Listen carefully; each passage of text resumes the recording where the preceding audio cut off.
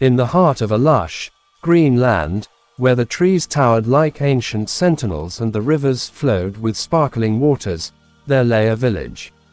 The people lived simple, yet contented lives, their hearts full of joy, and the days bright with the warmth of the sun. But one year, a shadow descended upon the land.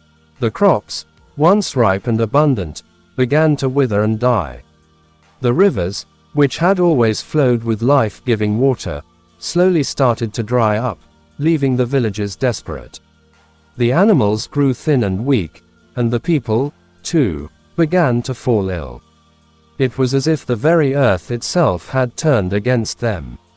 The villagers, their faces filled with sorrow and fear, gathered in the village square.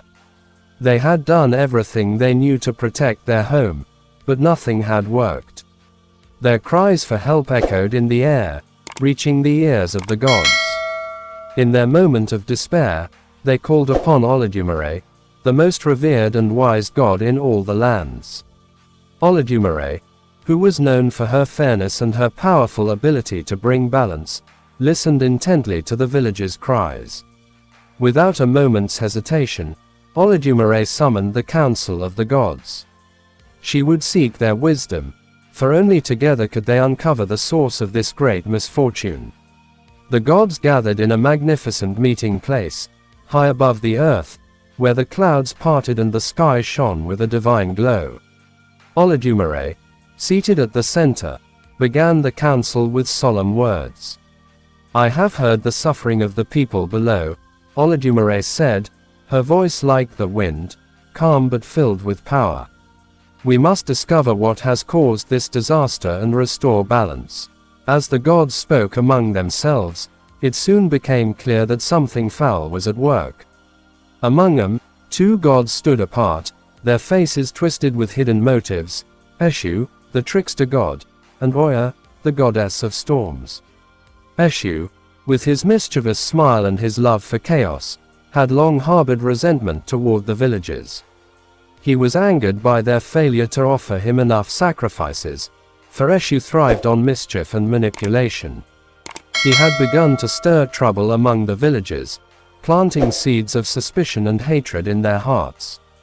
Families turned against each other, friends became enemies, and no one trusted one another anymore.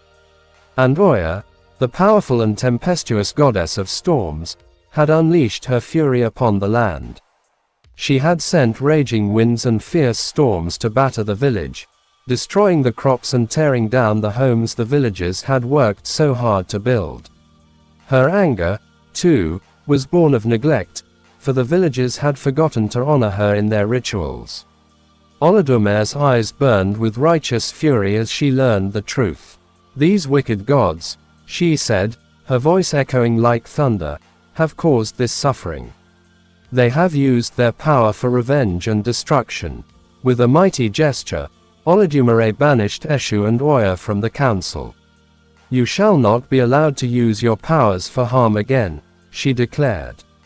"It is time for you to restore what you have destroyed."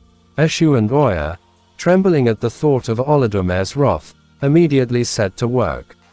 They knew that they could not escape her judgment, so they began to undo the damage they had caused.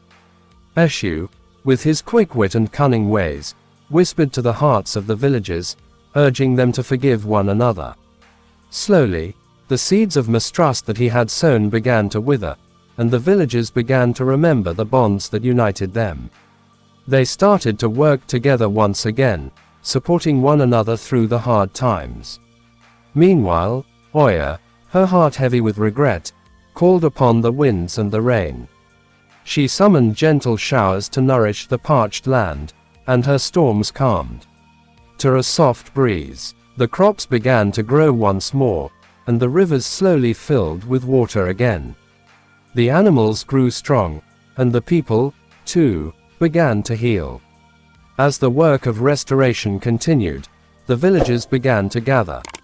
They knew that they had much to do to cleanse their home of the dark influence that had befallen it. They performed sacred rituals, offering sacrifices of thanks to Olodumare for her justice and mercy. They honored the gods, not with fear, but with love and respect. The villagers danced and sang, their voices rising in praise.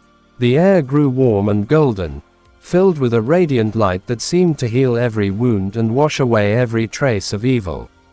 The land, once again, was blessed with peace and prosperity.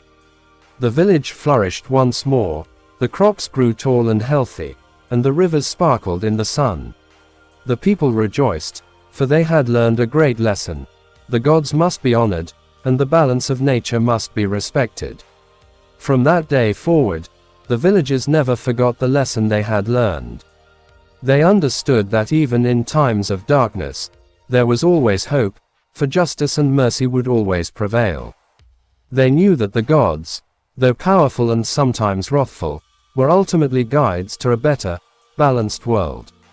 Answer, the village thrived, protected by the wisdom of Olodumare, and guided by the respect they now held for all the gods. Peace reigned once more, and the people lived their lives in harmony with the land, ever grateful for the justice that had saved them.